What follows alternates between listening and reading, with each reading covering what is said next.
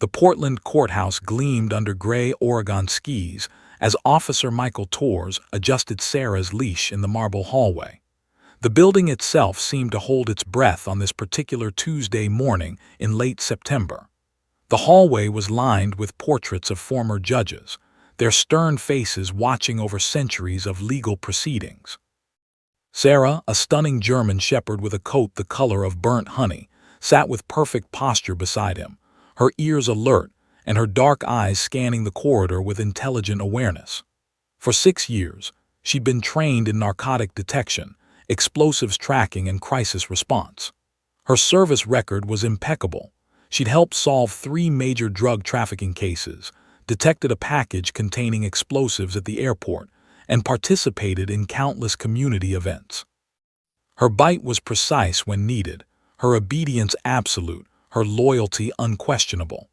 But today would demand something entirely different, something no academy could fully prepare her for, something that would test not her training but her very soul.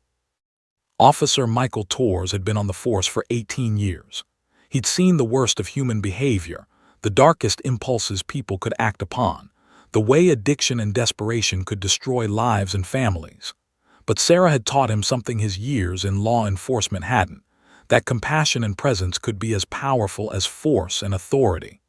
He'd received an unusual call that morning at 7:47 a.m., just as he was preparing for his regular shift. It was Judge Patricia Morrison's clerk on the line, her voice trembling slightly with urgency. "Officer Torres, we need Sarah in the courthouse today. It's a custody hearing and we have a situation with a child who won't speak. Judge Morrison thinks your dog might help." Torres had immediately agreed, though questions flooded his mind. He knew what Sarah was trained for: detecting contraband, clearing building perimeters, apprehending suspects. Courtroom comfort work wasn't in her job description, yet something in his gut told him Sarah was exactly what was needed. The drive to the courthouse took 20 minutes. Torres used the time to brief Sarah, speaking to her in the calm, reassuring tone she'd learned to associate with important work. "Sarah, today is different," he explained, as if she could understand his words completely. Perhaps she could. Dogs were far more intuitive than humans gave them credit for. "There's a little girl today who's scared. She's lost her voice because her world got too loud and too mean. We're going to help her find it again." "This is important work, girl. This might be the most important work you ever do." Sarah tilted her head, her ears rotating toward his voice. She pressed her nose against the car window, watching the city streets pass by. Torres knew his dog wasn't just hearing his words. She was absorbing his emotional state, sensing his conviction and purpose. That was one of the reasons he'd selected her from a litter of 12 puppies 6 years ago. While other puppies played or fought over toys, Sarah had watched, observed, and responded to subtle human cues with an almost uncanny precision. When they arrived at the courthouse, Torres took Sarah through a side entrance to avoid the main lobby. The courthouse was already beginning to fill with morning traffic, lawyers carrying briefcases, defendants in suits looking nervous, families waiting for their cases to be called. News had apparently spread that a K-9 would be present, because Torres noticed several curious looks. At one point, a young law student approached and asked if she could pet Sarah. Torres politely declined, explaining that Sarah was working today. The dog remained calm throughout, focused on her handler, but Torres could sense her awareness of all these new people and unfamiliar spaces. Judge Patricia Morrison had been on the bench for 23 years. She'd presided over thousands of cases, criminal proceedings, civil disputes, family matters, but nothing quite prepared a judge for the cases involving children caught in the crossfire of adult dysfunction. Judge Morrison was 61 years old, with silver hair pulled back in a neat bun and reading glasses hanging from a beaded chain. She'd earned a reputation as fair, thoughtful, and innovative in her approach to justice. Her colleagues respected her, and the community trusted her judgments. Yet this morning, even her experience felt insufficient. The case of Emma Rodriguez had been filed 3 months ago when her parents, Isabella and Miguel Rodriguez, had decided they could no longer remain married. What should have been a straightforward custody arrangement had devolved into something uglier, accusations of parental alienation, claims of emotional abuse, disagreements about the child's well-being. Both parents had hired aggressive attorneys. The case had become adversarial, bitter, and worst of all, it had traumatized their 3-year-old daughter. Emma Rodriguez was a beautiful child with dark curls and her mother's expressive brown eyes. Under normal circumstances, she was described by everyone who knew her, teachers, relatives, family, friends, as bright, articulate, and joyful. She loved singing songs from animated movies, drawing pictures of rainbows and sunshine, and cuddling with her stuffed animals. She had an imagination that seemed boundless. But over the past 3 months, as her parents' legal battle escalated, Emma had changed dramatically. The first sign of trouble came when her kindergarten teacher mentioned that Emma had become withdrawn in school. She no longer participated in group activities. She sat alone during lunch. When other children approached her, she would freeze up. Then came the nightmares. Night after night, Emma would wake up screaming, asking for her other parent, confused about where she was supposed to be sleeping. Her mother reported that Emma cried for hours after being dropped off at her father's house. Her father reported that Emma cried when being picked up from her mother's care. Both parents, trapped in their own pain and anger, misinterpreted these symptoms. Each blamed the other for Emma's distress. By the time the custody hearing was scheduled, Emma had stopped speaking almost entirely. Selectively, her therapist had noted, she would speak to her grandmother and her old babysitter, but not to either parent. Certainly not to lawyers, not to therapists, not to the court-appointed child evaluator. The silence had begun to feel permanent, as if words had been stolen from her vocabulary. Judge Morrison had tried everything the legal system offered. She'd brought in Dr. Rachel Martinez, a child psychologist with 20 years of experience working with traumatized children. Even Dr. Martinez's gentle, expert approach had failed. Emma simply would not speak. She would sit in her chair, small and frightened, her eyes darting around the room, her body tense with an anxiety that no 3-year-old should ever have to carry. The judge had adjourned and reconvened the hearing twice, hoping that additional time might help. It hadn't. On this Tuesday morning, as Officer Torres and Sarah made their way through the courthouse hallway, Judge Morrison was prepared to make a decision without Emma's input, something that deeply troubled her.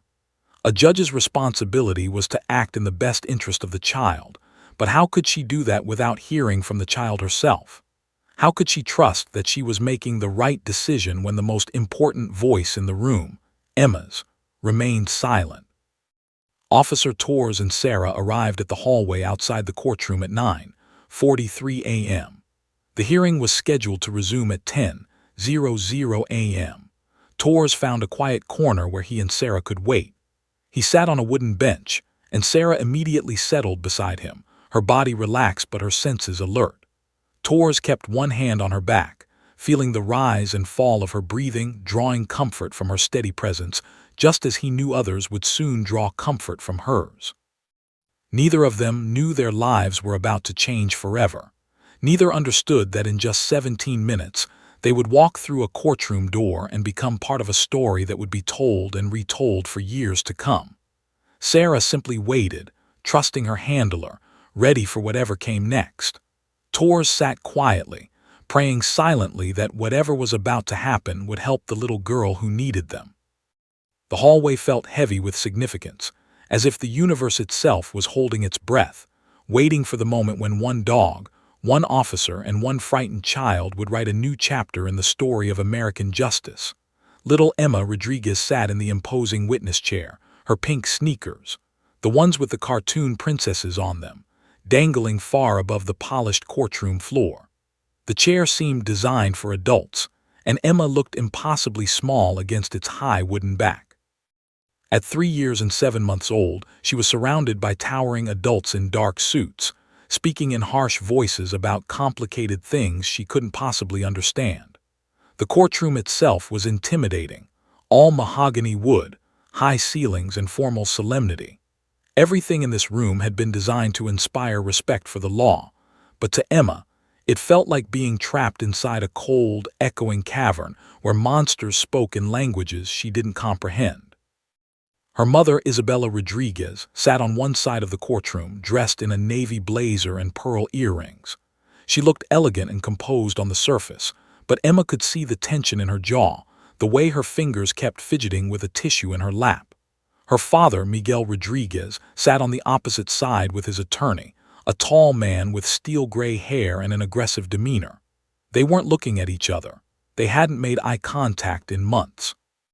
Two people Emma loved with her entire heart, now turned into enemies by lawyers and the legal system. It made no sense to her 3-year-old mind.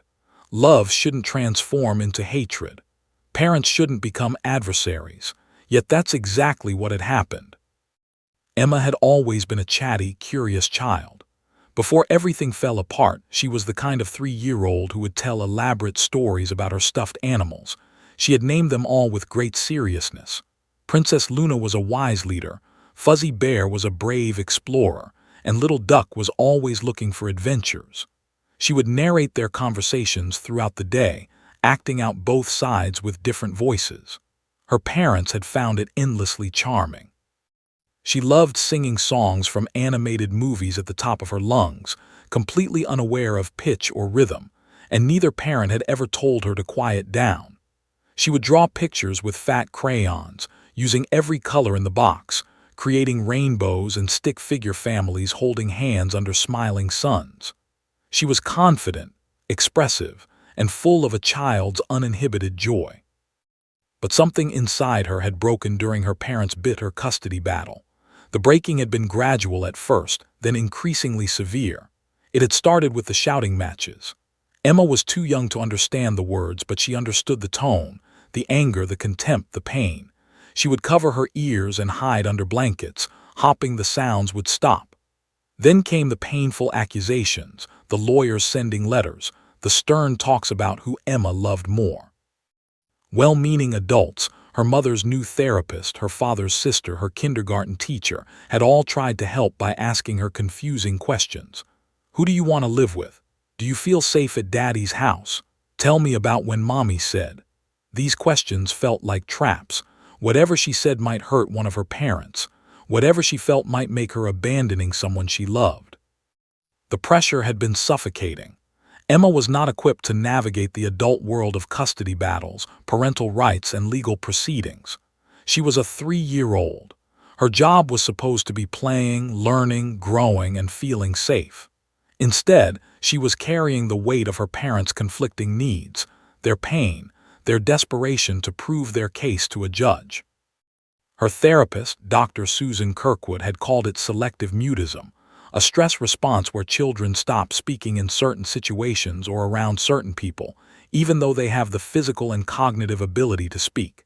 It was Emma's nervous system's way of saying, "This is too much. I can't handle this. I'm going to protect myself by being invisible." The silence had become her shield, though it was a poor one. It solved nothing. It only deepened everyone's concern and confusion. The judge called it a nightmare.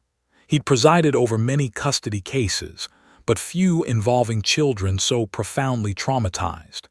He'd read the evaluations, the reports from her kindergarten teacher noting her withdrawal, the therapist's notes about the selective mutism, the observations from Emma's grandmother that the child had lost her spark, her light, her joy. On this particular Tuesday morning, Emma had been awake since 4 a.m. She couldn't sleep. Her stomach had been upset for days, ever since she learned she had to go to the courthouse. She'd asked her mother multiple times what a courthouse was, and the explanations only frightened her more. A place where important people decide things. A place where a judge will ask me questions. A place where I might have to choose between Mommy and Daddy. The anxiety had been so intense that Emma had barely eaten anything. A bowl of cereal that morning, mostly uneaten. Her mother had tried to comfort her, had held her close, had whispered that everything would be okay. But Emma could feel her mother's own anxiety vibrating through her body. Everything was not okay. When they arrived at the courthouse that morning, Emma's hands had begun to tremble. The building was huge and imposing, with wide stone steps leading up to heavy wooden doors. Inside, the hallways echoed with footsteps and serious voices. There were so many people, lawyers in suits, other families with children, security guards, court personnel moving purposefully from one place to another. Everyone seemed important and busy and serious. Nobody seemed to notice Emma, though everyone seemed aware of her. Her mother had taken her to a small waiting room where Emma sat on an uncomfortable plastic chair, swinging her legs, trying not to cry. There were toys in the corner, old, faded toys that looked like they'd been handled by hundreds of other frightened children. Emma didn't want to play. She wanted to go home. She wanted her grandmother. She wanted everything to be normal again. Then came the call to the courtroom. Her mother had taken her hand and they'd walked down the hallway. Emma's heart had been pounding so hard she thought it might burst through her chest. When the heavy wooden doors opened, the courtroom had seemed vast and cathedral-like. The gallery was filled with people, lawyers, court personnel, her father's family, her mother's family. So many eyes, so many people watching her. Now sitting in this giant chair, Emma felt smaller than she'd ever felt. The microphone in front of her seemed enormous. When someone asked her name, she tried to speak, but the words had stuck in her throat like stones. Nothing came out, absolutely nothing. The lawyer asking questions had been kind, but his kindness hadn't helped. He'd asked simple questions. Emma, do you like spending time with your daddy? And tell me about your favorite things to do at your mommy's house. Emma couldn't make her mouth form words. It was as if her voice had been locked away somewhere inside her, and she'd lost the key. She could feel everyone's frustration growing, her mother's worried looks, her father's angry expression, the judge's concerned gaze. The psychologist had explained that children often freeze when they're anxious, and that's exactly what Emma was doing. Freezing, going silent, disappearing into herself. Her stomach hurt, her head hurt.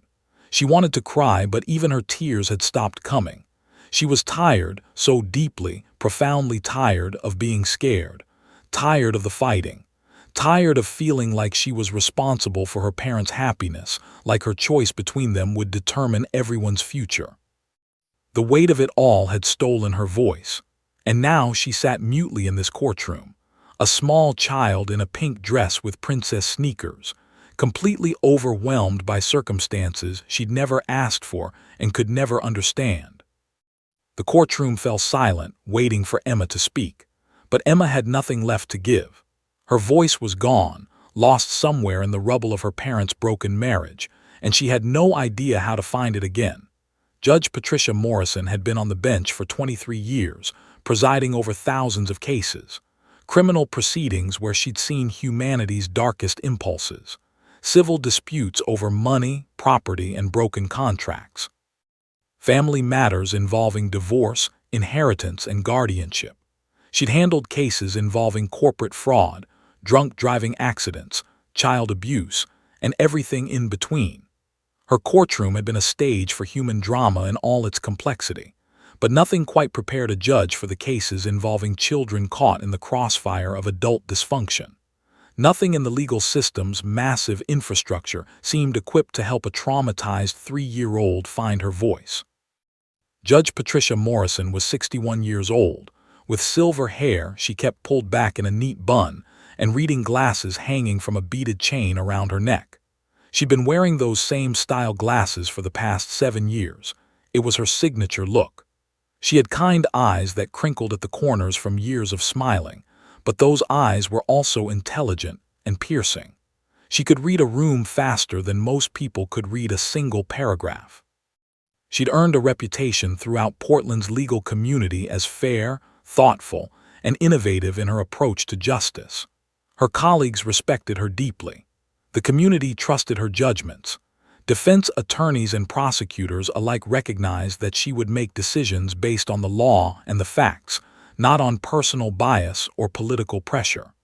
Law schools in Oregon used her decisions as teaching examples. Yet for all her experience, all her wisdom, all her carefully honed judicial skills, nothing prepared her for the helpless feeling she experienced watching a traumatized 3-year-old girl sit mutely in the witness chair, unable or unwilling to speak.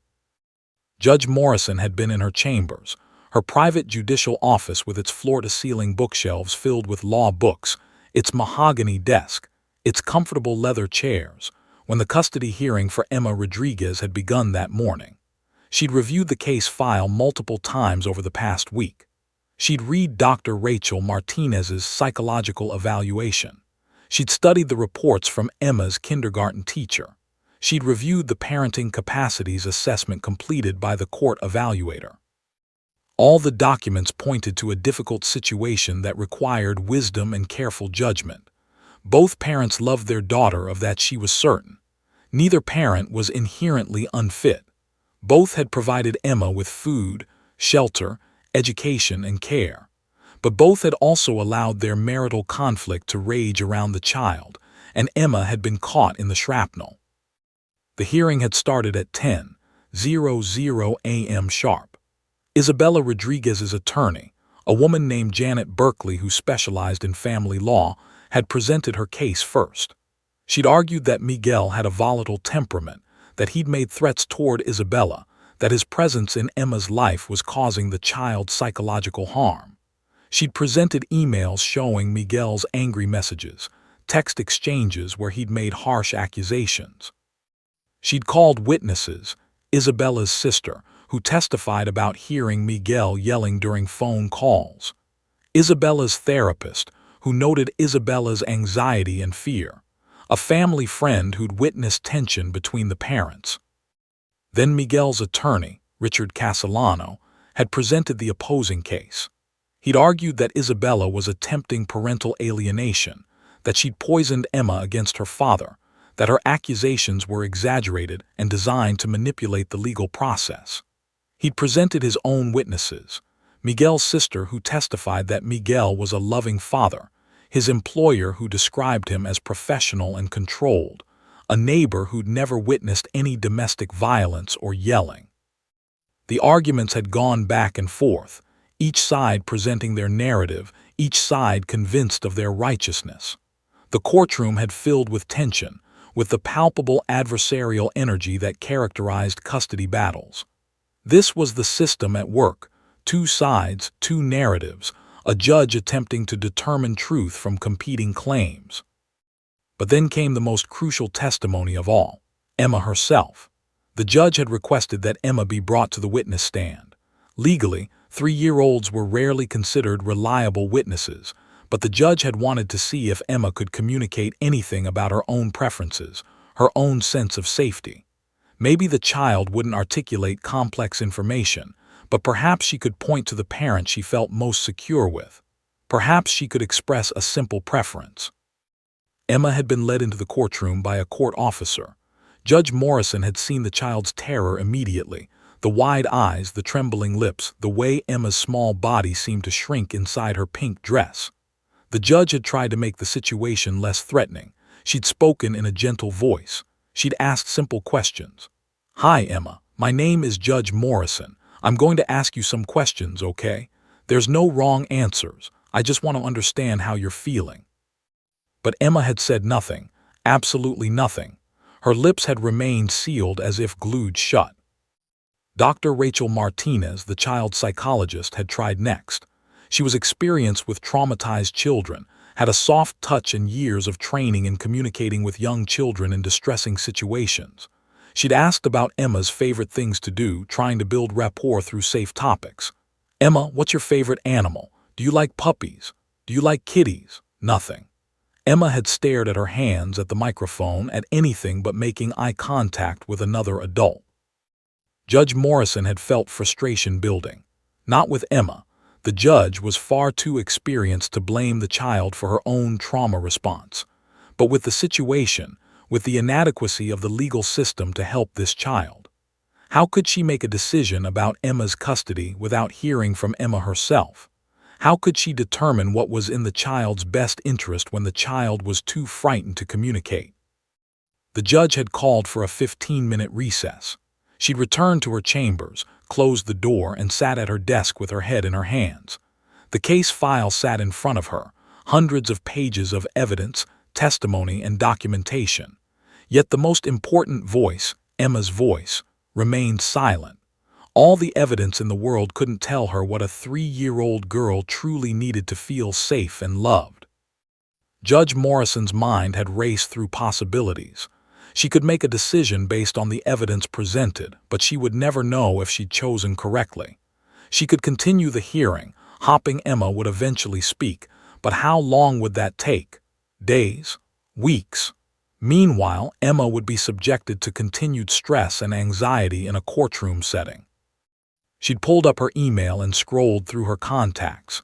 She'd attended a legal conference 6 months ago where one of the speakers had discussed courthouse dogs, specially trained canines who help traumatized witnesses feel safe enough to communicate. She'd been skeptical at the time. A dog in a courtroom. It seemed too informal, too unconventional for serious legal proceedings. But she'd kept the speaker's contact information, and she'd also noted that the Portland Police Department had a K-9 unit. That's when the idea had struck her with sudden clarity. What if Sarah could help? Judge Morrison had immediately called the police department's main line and asked to speak with someone in the K-9 unit. Within 2 minutes, she'd been connected to Officer Michael Torres. His voice had been professional and calm as he answered her questions. Did he have a dog suitable for comfort work? Had Sarah worked with traumatized children before? Could he bring her to the courthouse today? Torres had answered yes to all her questions without hesitation or judgment. He hadn't asked why or expressed doubt about the unconventional request. He'd simply said, "We can be there within 30 minutes, Your Honor. Sarah is exactly what you're describing." Judge Morrison had hung up the phone and sat for a moment in her quiet chambers. It was an extraordinary decision, unorthodox and potentially controversial. She could imagine how some people might react. A police dog in a courthouse. During a custody hearing, it violated conventional legal procedure. It was unusual, unexpected, and somewhat risky. But then again, everything about this case was unusual. Emma was not a usual child in a usual situation. Emma was a traumatized little girl who'd lost her voice, and Judge Morrison was willing to try something extraordinary if there was even a chance it might help.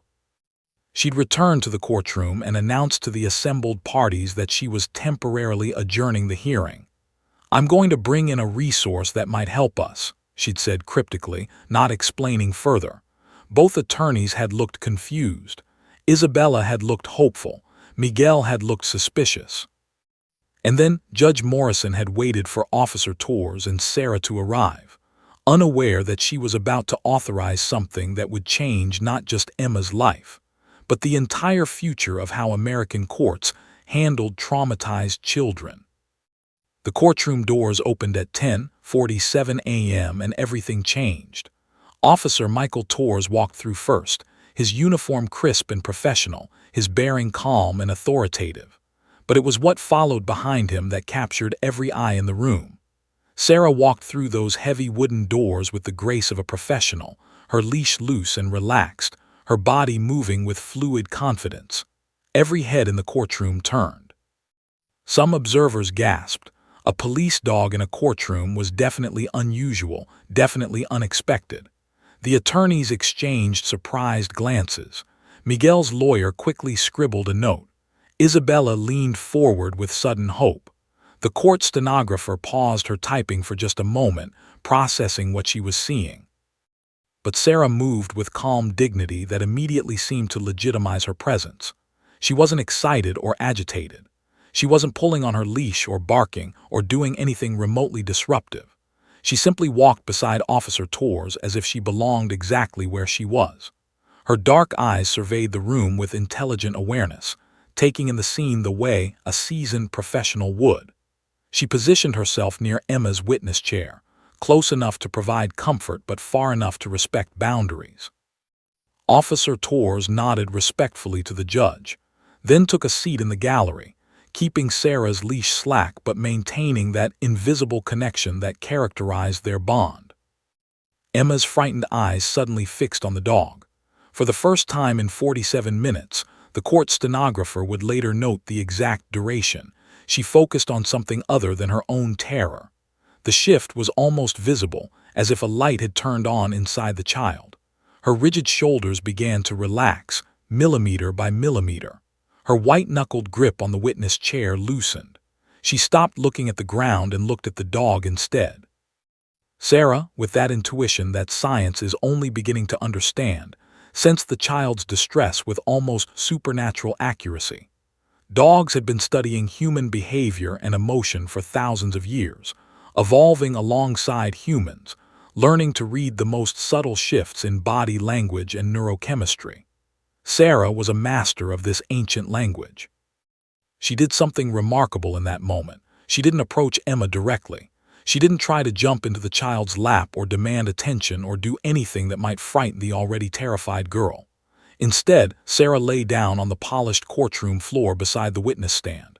It was a deliberate, intentional choice, the down command that she'd been trained to execute perfectly. But in this context, it meant something deeper. It meant vulnerability. It meant, I'm not a threat. I'm choosing to be small and accessible. I'm here for you. Her black and tan body created a warm, solid, non-threatening presence. Her ears relaxed slightly. Her breathing became deep and steady. Sarah was offering what no lawyer could offer, what no judge could mandate, what no adult could impose: genuine, unconditional safety. The courtroom seemed to hold its breath.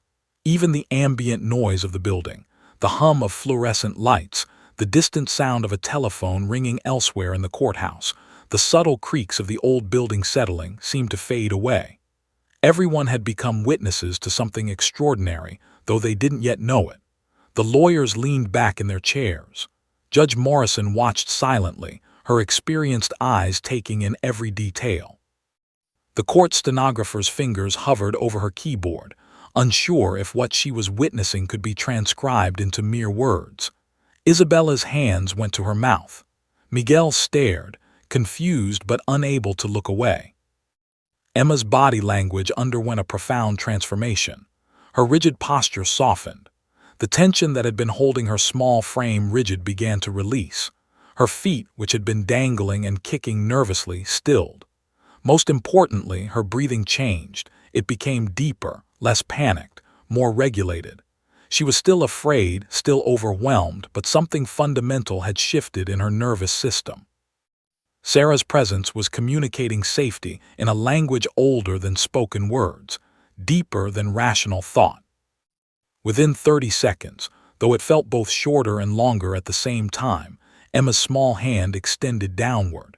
It trembled slightly as it reached toward Sarah's warm, golden-brown coat. She didn't pet the dog aggressively or frantically. She simply rested her tiny fingers on Sarah's back, feeling the solid reality of another living being. The contact was electric, transformative. Emma's eyes widened, and for just a moment, something that might have been relief flickered across her face. She wasn't alone. She wasn't as scared. There was something in this cold, hostile courtroom that was warm and real and safe. Sarah didn't move. She didn't try to turn and lick the child or do anything that might startle her. She simply allowed Emma to make contact, allowed the child to control the interaction, allowed her presence to speak louder than any words could. This was what Sarah had been trained for, though not in the way her trainers had originally intended. She'd been trained for narcotic detection and explosive tracking, but beneath all that specific training was something more fundamental. She'd been trained, through years of living alongside humans, to recognize pain and to offer comfort. Judge Morrison watched this interaction unfold and made a decision. She leaned forward and spoke in a soft voice that somehow carried weight in the silent courtroom. "Dr. Martinez," she said, addressing the child psychologist, "I think we should continue. I think Emma might be ready to talk now." The psychologist, who had been watching the same transformation, nodded. She'd seen this before in her career. The way animals could unlock doors in traumatized children that years of conventional therapy couldn't open. She wasn't skeptical or dismissive. She was grateful. Dr. Martinez approached slowly, so as not to disturb the delicate connection that had been established between Emma and Sarah. She sat in a chair that had been positioned nearby, keeping her voice gentle and her body language open. "Hi, Emma," she said softly. "I can see you really like this dog, don't you?" Emma didn't respond verbally, but she nodded, a small but significant gesture. It was the first communication beyond complete silence that she'd offered in 2 days. "This dog's name is Sarah," Dr. Martinez continued. "She's a very good dog. She helps people. She helps them feel safe. Do you feel safer now?" Another nod. This time, Emma's grip on Sarah's fur tightened slightly, not in fear but in connection. Sarah's tail, which had been still, thumped once against the floor, a single, gentle wag that seemed to acknowledge the child's emotion. The psychologist began to speak very softly, asking simple questions about Emma's home, her routines, her feelings. Emma didn't answer immediately, but she was present. She was engaged. She was no longer locked in the prison of her fear and silence. Sarah remained still, a living meditation of calm, a physical embodiment of safety. As Emma's fingers traced through Sarah's fur, something inside the child began to loosen. The dam that had held back her voice, her feelings, her truth, began to develop cracks.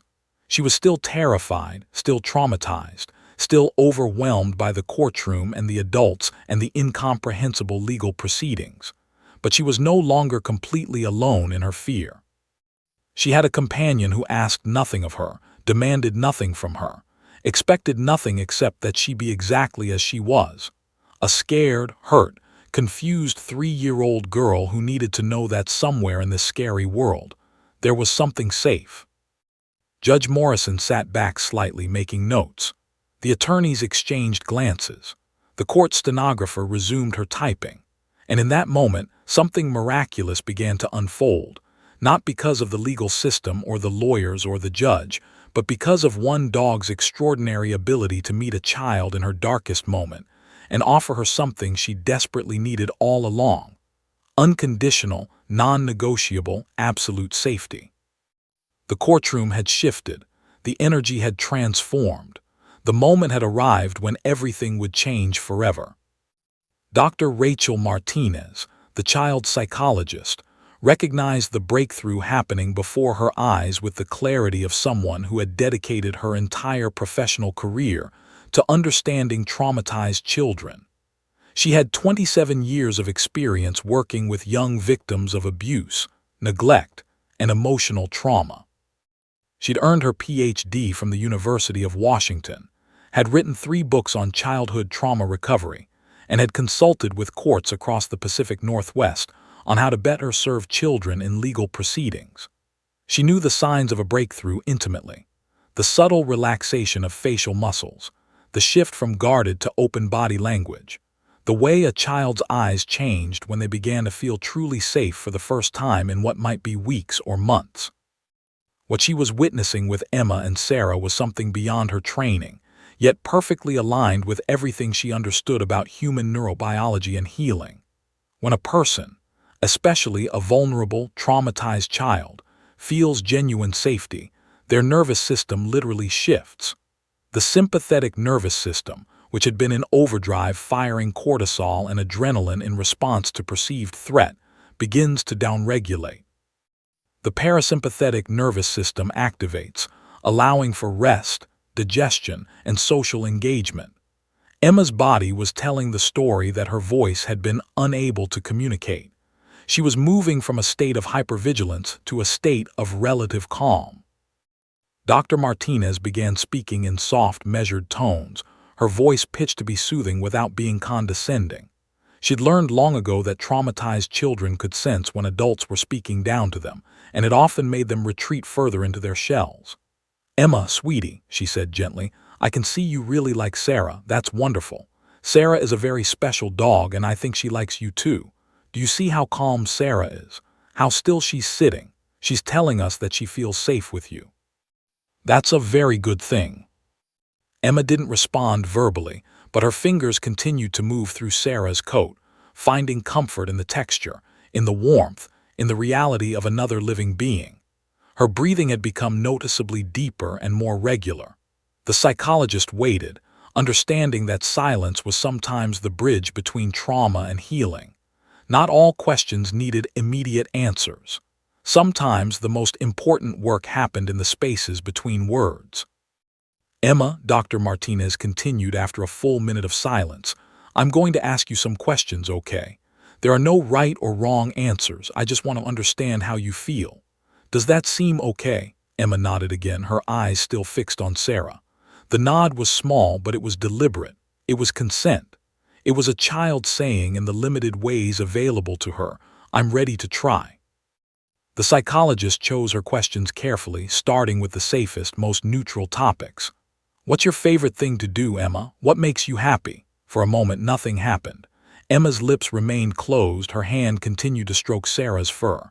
But then so quietly that Dr. Martinez had to lean forward to hear it, words came. Not a full sentence, not even a complete thought, just two words whispered like a secret, princess, stories. The courtroom seemed to exhale.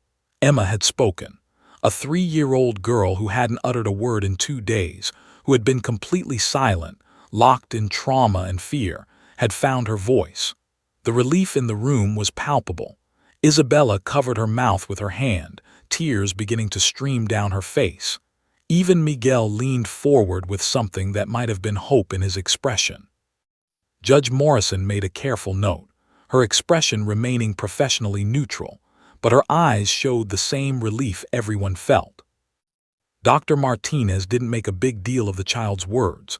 She didn't praise her enthusiastically or treat it like a monumental achievement, even though it was. To do so might have scared Emma back into silence, might have created pressure that would cause her to retreat again. Instead, the psychologist responded naturally, as if Emma had spoken volumes. Princess stories, she repeated softly. That sounds wonderful. Do you have a favorite princess? Another pause. Then slightly louder this time, Cinderella. The breakthrough was accelerating. Once Emma had found the threshold between silence and speech, crossing it became easier. The words began to flow, gradually at first, then with increasing confidence. She talked about her favorite movies. She mentioned her stuffed animals and their names. She described her grandmother's house, where she felt safe. She talked about singing songs and drawing pictures. Through it all, Sarah remained still, a physical anchor to safety, a constant reassurance that this was a place where it was okay to be vulnerable. Then Dr. Martinez asked the question that had brought them all here. Emma, I want to ask you about your home. Where do you live most of the time? Emma's hand stilled slightly on Sarah's fur. This was dangerous territory, the question that touched on the custody dispute, the conflict between her parents. But instead of shutting down, Emma answered, Mommy's house. Her voice was small but clear. And how do you feel at Mommy's house? The psychologist asked gently. Emma was quiet for a moment, her small fingers finding Sarah's ear and stroking it softly. Then she said something that would echo through the courtroom, that would be recorded in the court stenographer's notes, that would become central to the judge's decision. She pointed, her tiny arm extending directly at Sarah, and said the two words that would change everything. She's safe. The courtroom erupted into stunned silence. It was the kind of silence that was louder than noise, heavier than sound. Every person in that room understood, on some level, what Emma had just communicated. She wasn't describing the dog. She was expressing what genuine safety felt like. She was showing the adults in that room what trust looked like when fear dissolved. She was pointing at the one living creature in the courtroom who asked nothing of her, demanded nothing from her, expected nothing except that she be exactly as she was. Her mother's hands went to her face, shoulders shaking with silent sobs. Not sobs of sadness, but of relief. Relief that her daughter had found a way to communicate, that her daughter's truth had found a voice.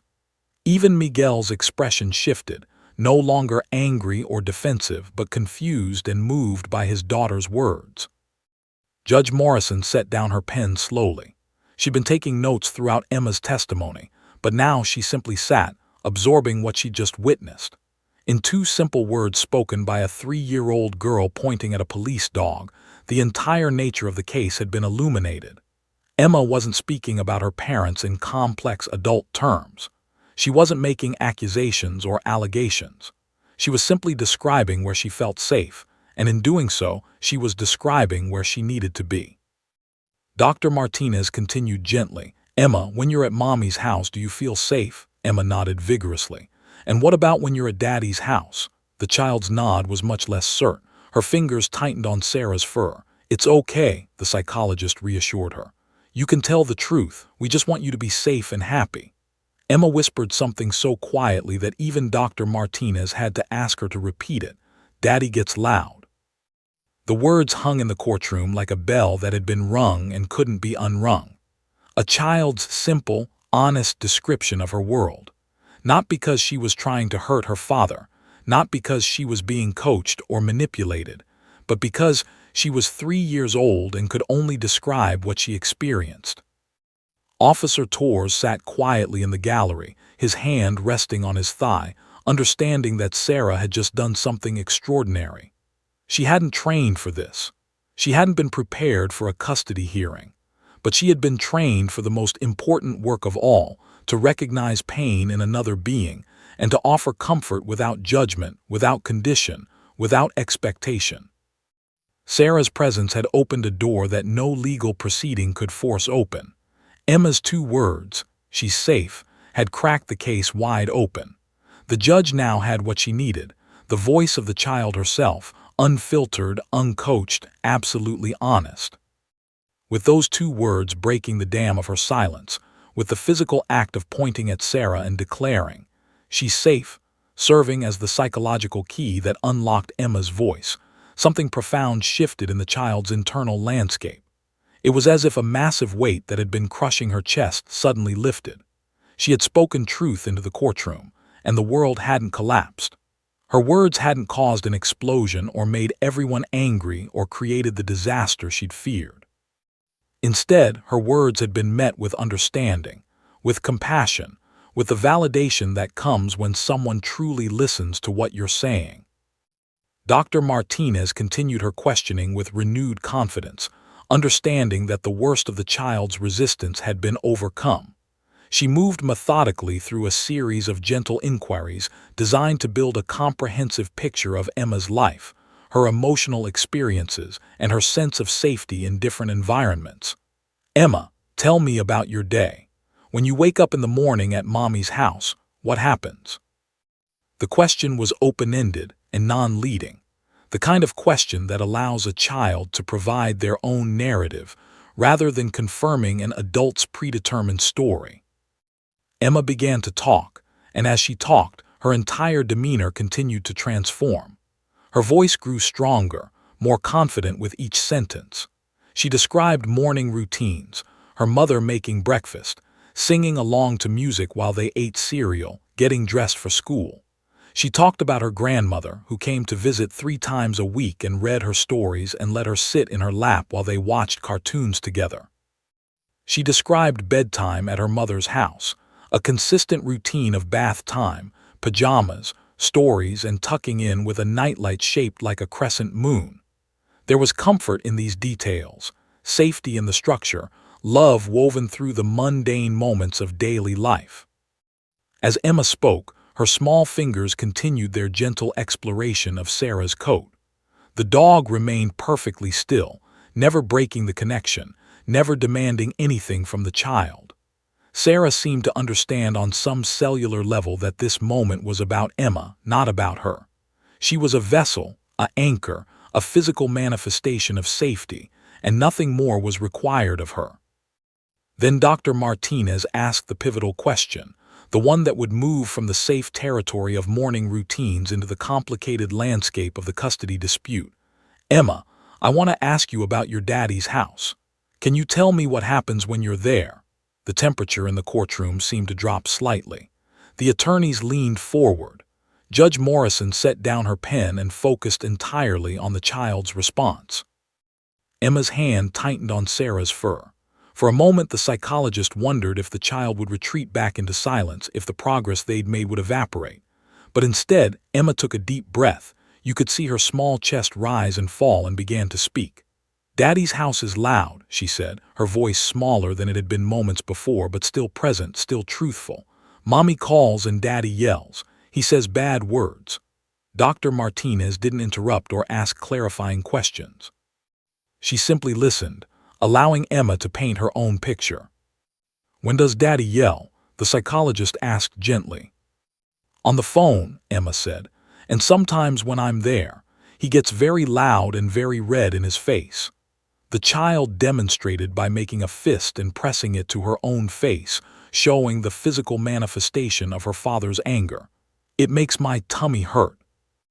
The courtroom was absolutely still. Even the usually patient court stenographer seemed to be holding her breath as her fingers moved across her keyboard, documenting every word. Miguel shifted in his seat. His attorney, Richard Castellano, leaned over and whispered something to him urgently. Miguel's face had gone pale. "Does Daddy yell at you?" Dr. Martinez asked. "Sometimes," Emma said quietly, "but mostly he yells at Mommy on the phone, but it's still loud and scary." She paused, then added with a child's simple but devastating honesty, "Mommy doesn't yell. Mommy is quiet." Richard Castellano stood up abruptly. "Your Honor, I object to this line of questioning. This is leading testimony from a child who cannot be relied upon to provide accurate information. She's clearly been coached." "Sit down, Mr. Castellano," Judge Morrison said quietly, but with an unmistakable edge of authority in her voice. "This child has the right to be heard. Continue, Dr. Martinez." The psychologist proceeded with her questions, methodical and compassionate. She asked about Emma's sleeping patterns at each home. Emma reported that at her mother's house she slept through the night and woke up without nightmares. At her father's house she often had bad dreams. She would wake up scared and looking for her mother. She asked about Emma's mood at each location. At her mother's house, Emma said she played and laughed. At her father's house, she felt worried and tight. Then Dr. Martinez asked perhaps the most important question of all. "Emma, in both houses there are people who love you, right? Your mommy loves you and your daddy loves you. Is that true?" Emma nodded. "Do you love both of them?" Another nod. "So loving someone doesn't always mean you feel safe with them, does it? Sometimes someone can love you very much, but their actions or their words can still make you feel scared. Is that right?" Emma thought about this for a long moment, her child's brain processing the nuance of the question. Then she nodded again, more slowly this time, as if understanding something important. "I love Daddy," she said clearly, "but he makes me scared." The words landed like thunderclaps in the courtroom. This wasn't a child saying her father was bad or evil, or that she didn't want to know him. This was a child articulating something far more complex and far more true than adults often managed: the simultaneous existence of love and fear, attachment and terror. You could love someone and still be harmed by them. You could want a relationship with someone and still need protection from them. Isabella was openly weeping now, but her tears seemed to contain relief rather than sadness. Her daughter had found her voice, and that voice was speaking the truth that Isabella had been trying to communicate for months. Emma wasn't parroting her mother's narrative. She was describing her own experience with a 3-year-old's innocent clarity. Officer Torres sat quietly in the gallery, his hand on his thigh, watching Sarah and understanding the magnitude of what had just transpired. Sarah had done more than provide comfort. She had created the conditions under which a traumatized child could access her own truth. The dog hadn't told Emma what to say. She hadn't coached her or prompted her or influenced her testimony. She had simply been present, steady, unchanging, safe. And that presence had allowed Emma to access the voice that trauma had stolen from her. Dr. Martinez continued her questioning for another 20 minutes, building a comprehensive picture of Emma's life, her emotional experiences, her understanding of safety and danger.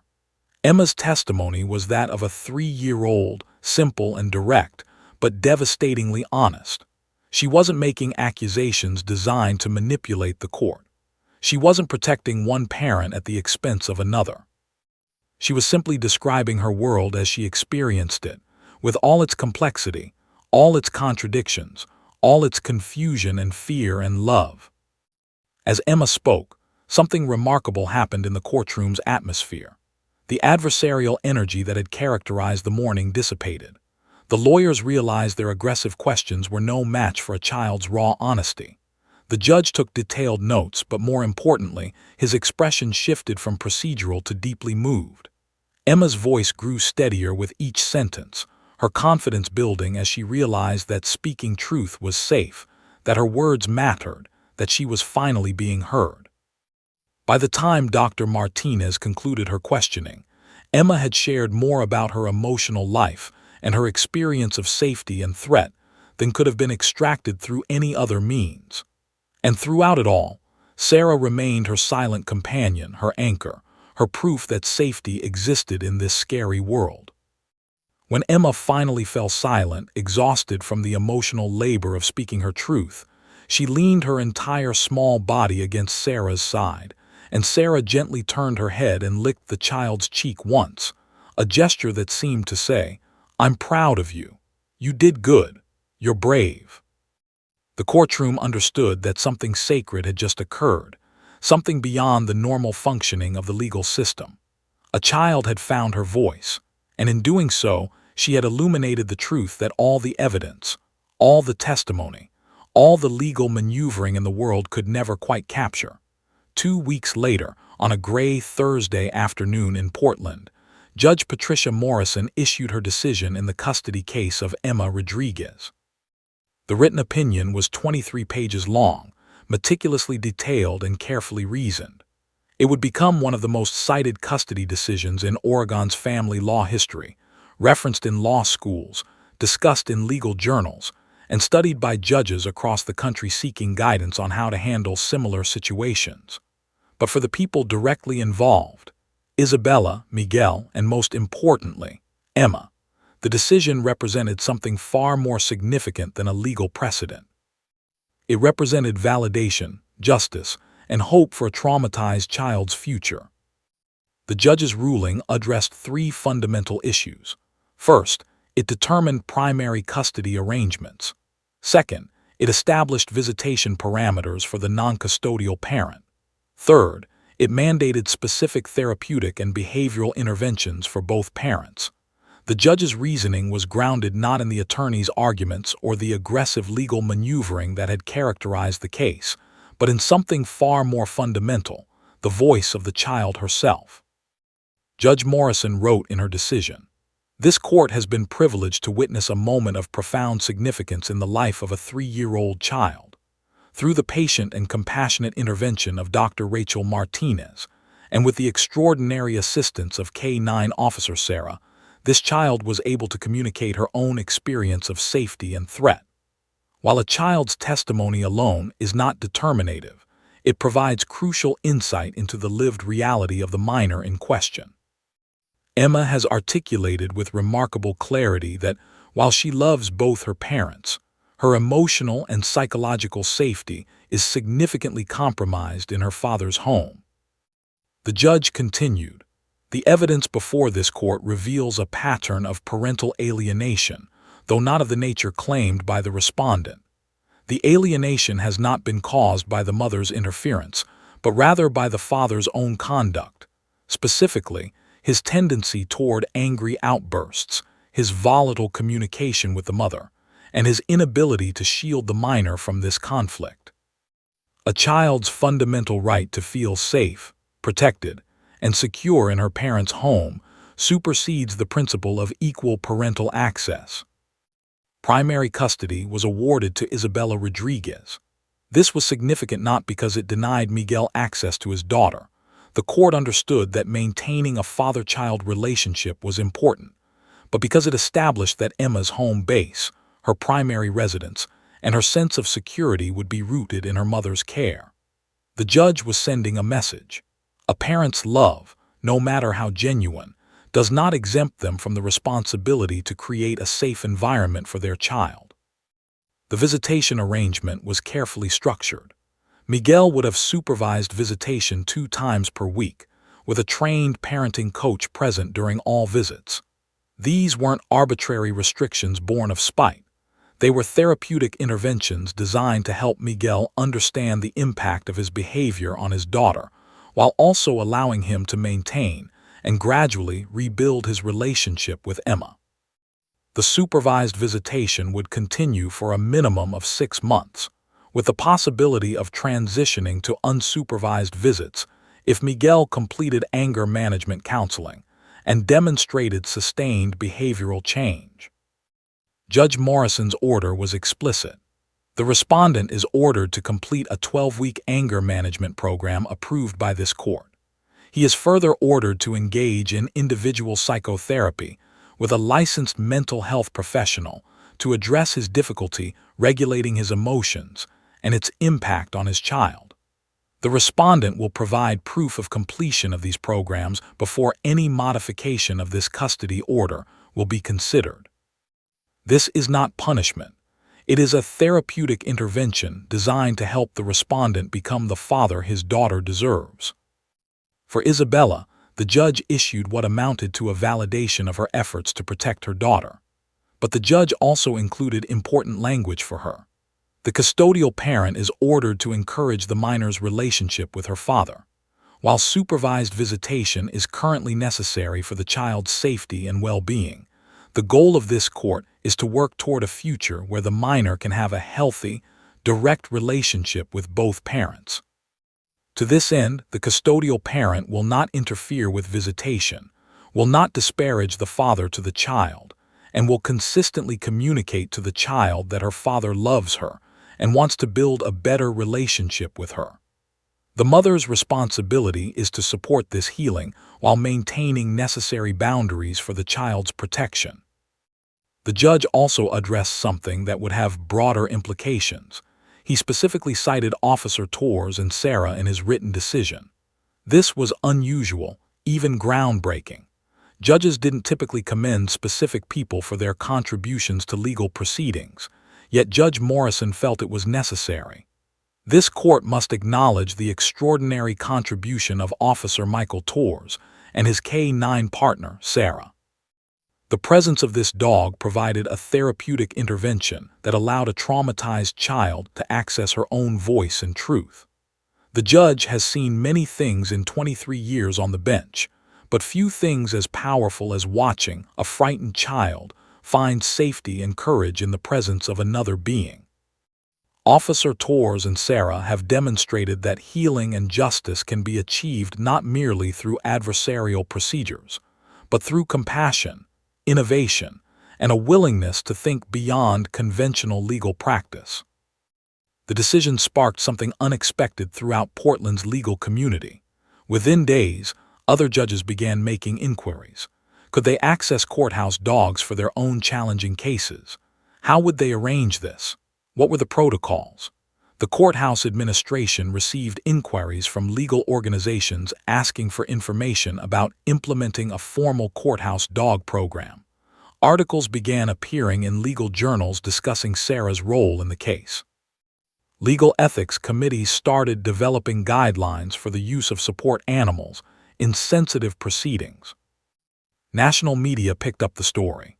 A local Portland news station aired a segment titled "A Dog's Justice," featuring interviews with Judge Morrison, Dr. Martinez, and Officer Torres. The piece showed footage of Emma playing with Sarah at the police station, with appropriate privacy protections for the child, and it illustrated Sarah's gentle interaction with the traumatized girl. The story went viral on social media, accumulating millions of views. Comments poured in from people sharing their own experiences of trauma, of how animals had helped them heal, of how unconventional approaches to justice felt more humane than traditional adversarial proceedings. Professional organizations took notice. The American Academy of Child and Adolescent Psychiatry published a case study of Emma's case in their journal. The Journal of Child Custody included an article analyzing Judge Morrison's decision and its implications for family law.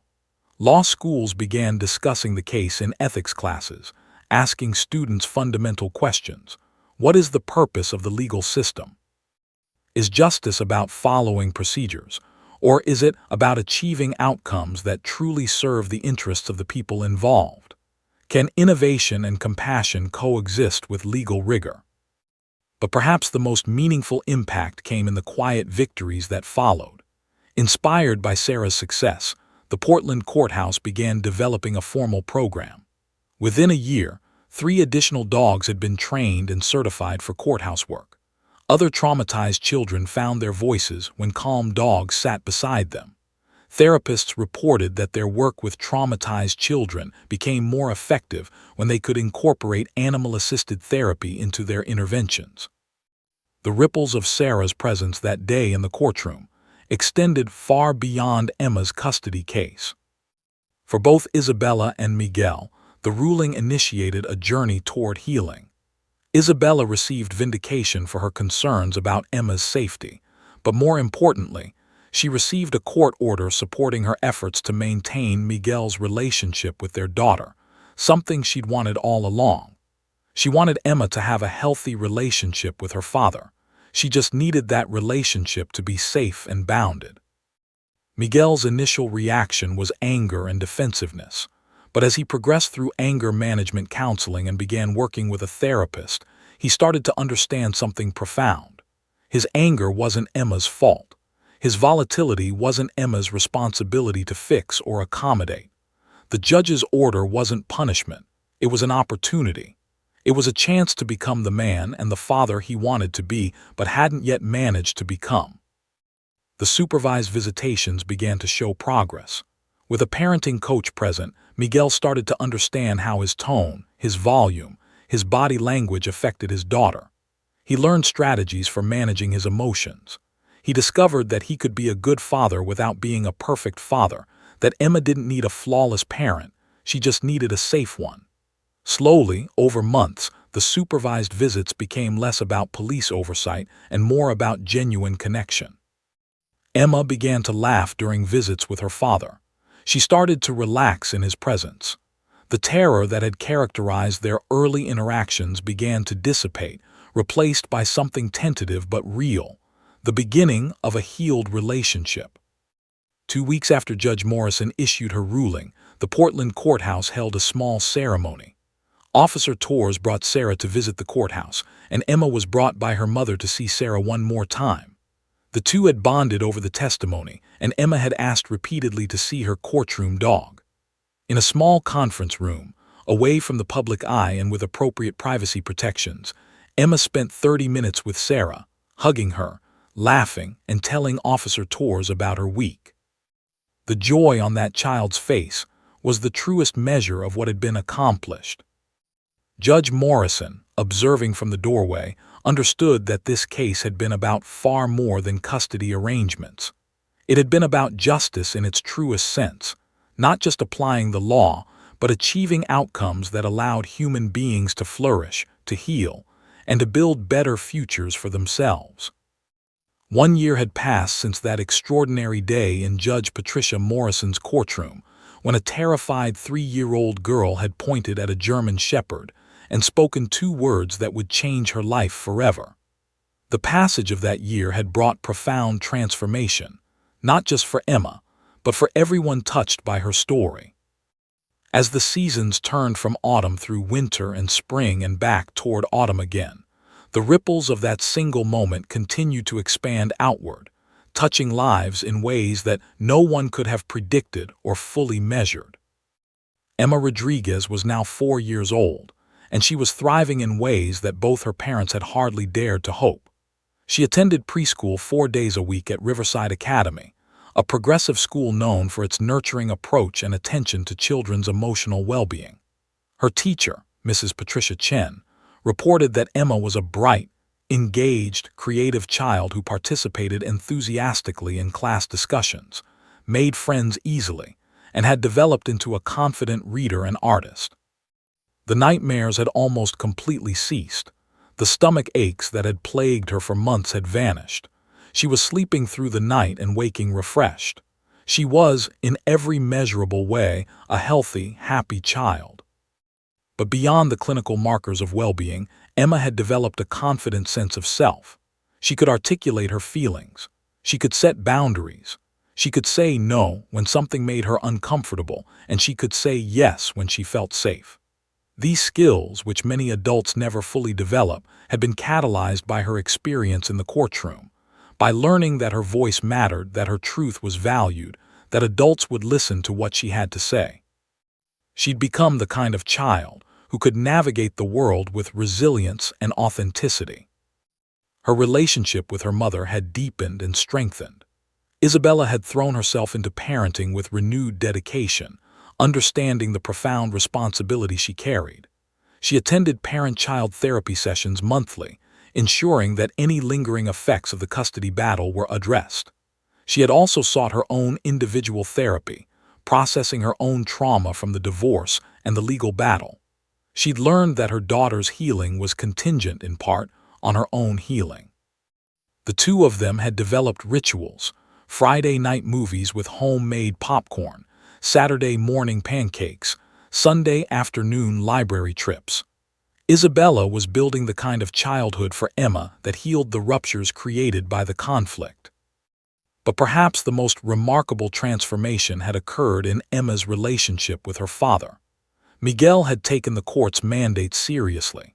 He'd completed the anger management program, 12 weeks of intensive work learning to recognize his emotional triggers, developing healthier coping strategies, and understanding how his behavior impacted those he loved.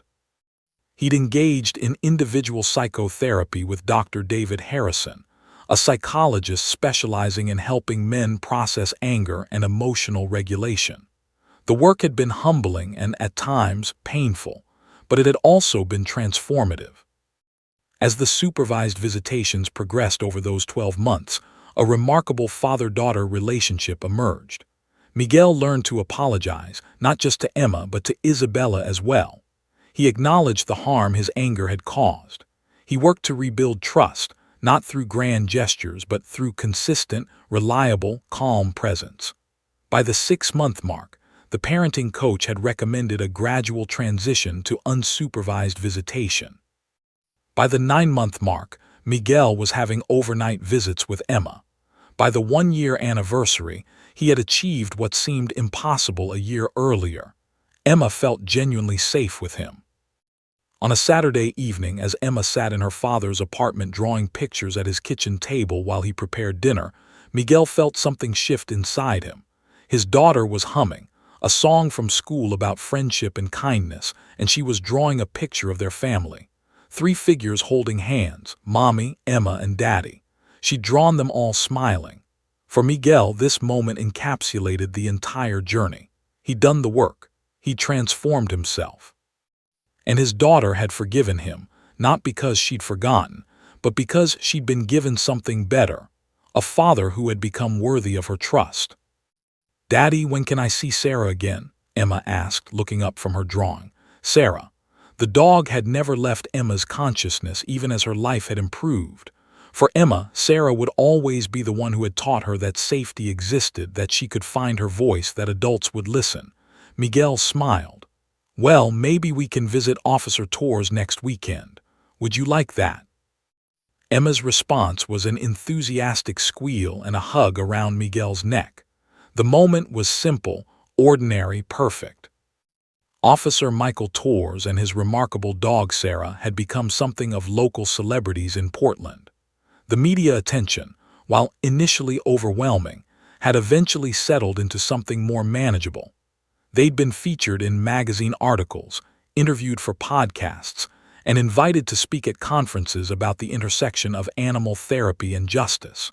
But for Torres, the recognition meant far less than the actual impact he witnessed. Emails flooded in from people whose lives had been touched by Sarah's story.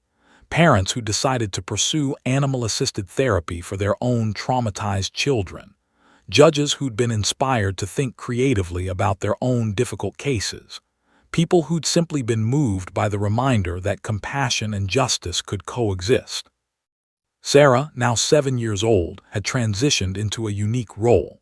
While she still maintained her responsibilities with the police department's K-9 unit, she'd also become an informal ambassador for courthouse animal-assisted therapy.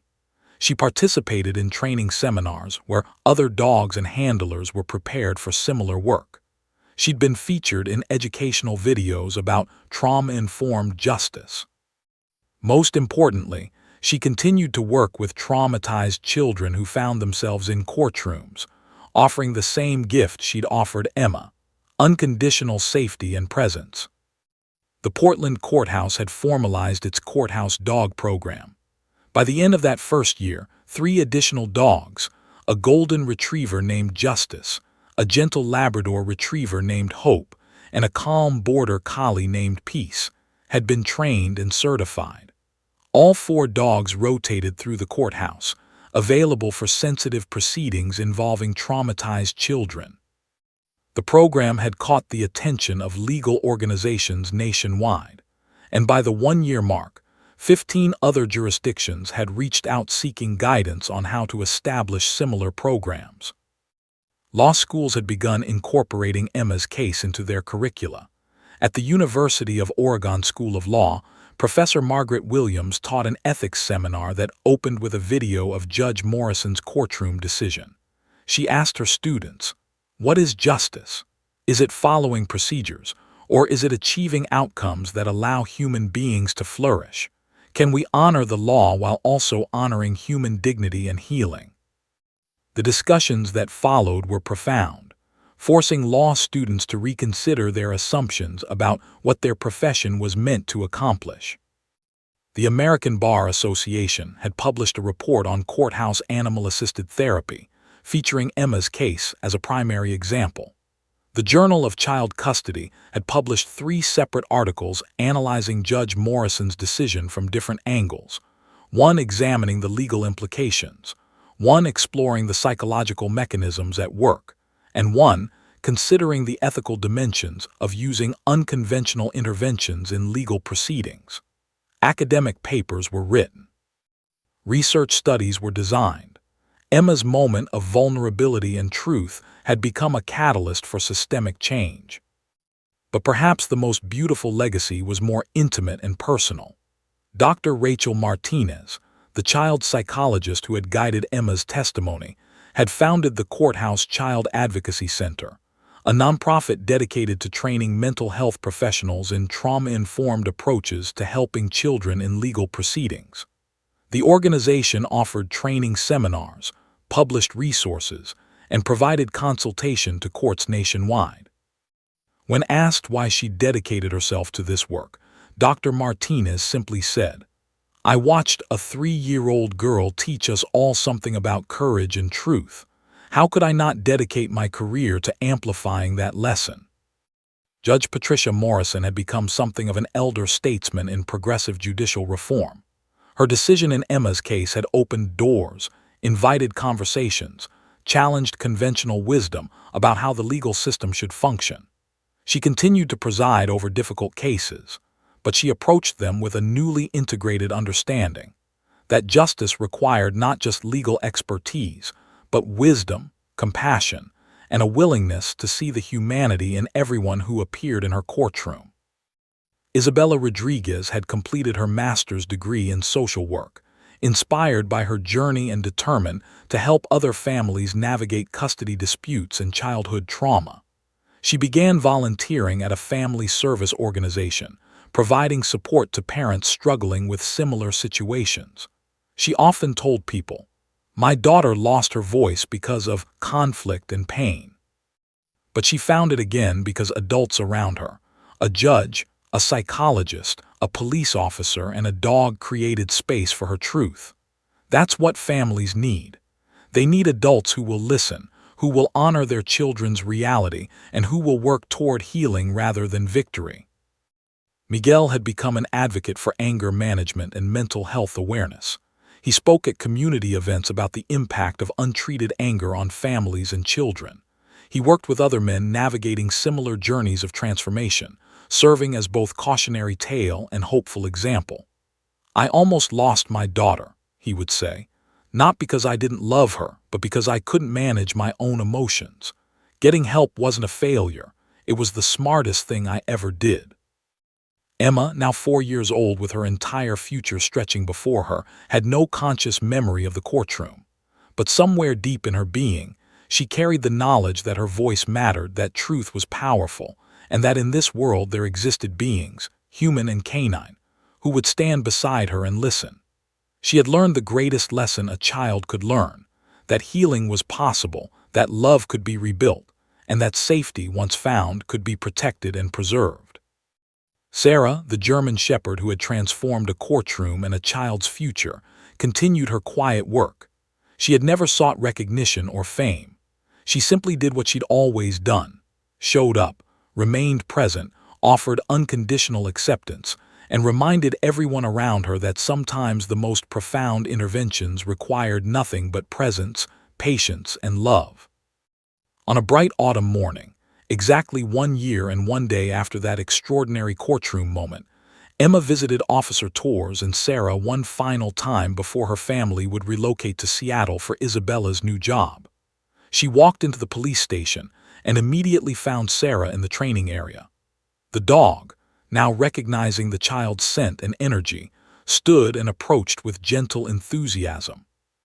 Emma threw her arms around Sarah's neck and whispered something that only the dog could hear. "Thank you for teaching me to be brave." Sarah's tail wagged slowly, knowingly, as if to say, "You always had the courage inside you. I just helped you find it." And in that moment, the circle that had begun a year earlier in a courtroom finally came full circle. A traumatized child had found her voice. A police dog had found her purpose. A judge had changed the nature of justice. And a community had learned that healing required not just procedures and protocols, but compassion, innovation, and a willingness to honor the deepest truths of human experience. The story didn't end there. It continued, expanded, rippled outward, touching lives across the country, challenging assumptions, inspiring transformation, and reminding everyone that sometimes, when we get out of our own way and listen to what children are trying to tell us, with words or with silence, through tears or through tentative connection, we discover wisdom we never knew we needed. Emma's 2 words, "She's safe," had become a clarion call for a more humane, more compassionate, more truthful system of justice, and that legacy would endure for generations to come.